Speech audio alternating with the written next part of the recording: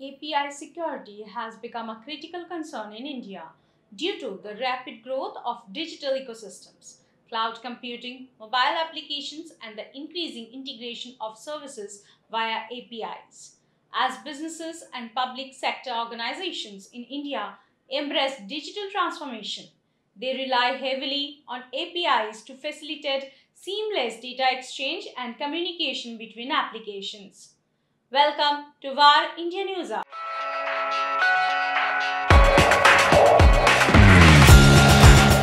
As companies expose more APIs to support digital services, the attack surface expands. Public APIs, in particular, are at greater risk of exploitation by malicious actors. Often, APIs are hastily deployed to meet business needs without proper security configurations. These results in weak authentication, excessive data exposure, and unintentional access permissions. India is still developing a comprehensive API security regulatory framework. Without clear guidelines, organizations may not implement industry best practices, leaving APIs vulnerable to attacks. As there are different sectors that have different levels of maturity when it comes to securing APIs. Financial services, for instance, have relatively robust measures, while healthcare and government sectors may lag in ensuring API security. APIs, especially those dealing with sensitive data like financial information, personal health records, and government data, are prime targets for cybercriminals. Attackers exploit weak APIs to breach systems and steal valuable data. Cybercriminals use automated bots to abuse open APIs, leading to account takeovers, fraud, and denial of service attacks. Many Indian businesses rely on third-party APIs for payment processing, logistics, or customer service. These third-party integrations increase risk as vulnerabilities in the external API could be exploited to compromise the primary system. Undocumented or unauthorized APIs or shadow APIs often exist within organizations due to rapid development cycles.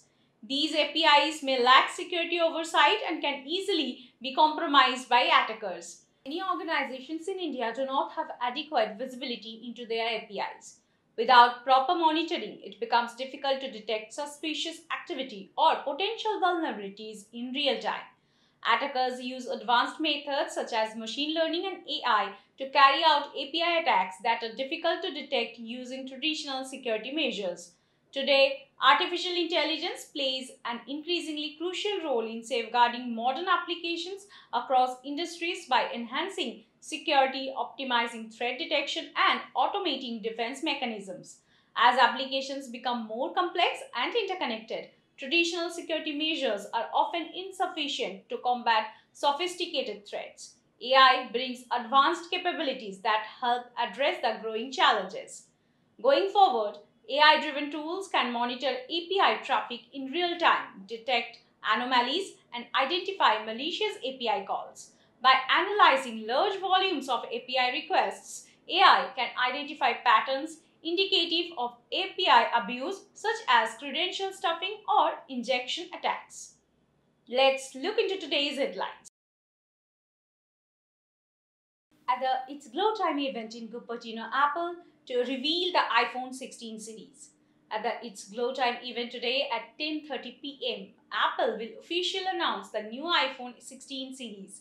3 new Apple Watches and an updated version of AirPods are among the other significant products that are anticipated to be revealed at the event.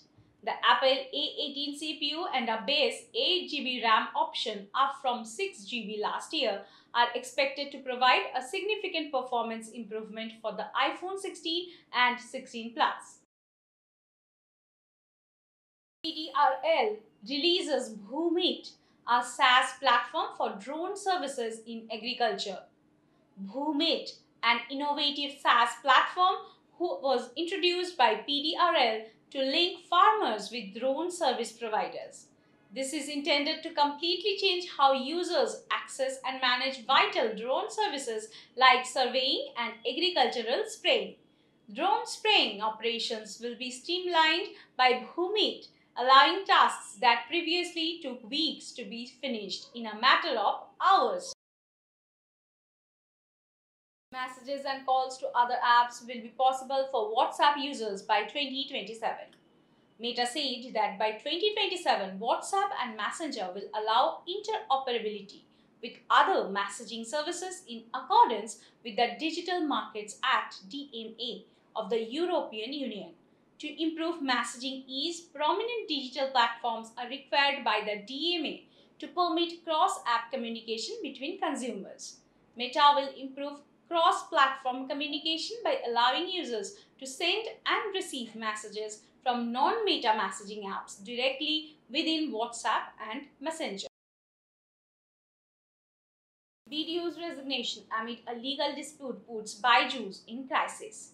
Byju Ravindaran and Divya Gokulnath, the founders of Byju, have retaliated against BDO's resignation as the company's auditor, accusing the firm of following improper procedures and making an escapist action.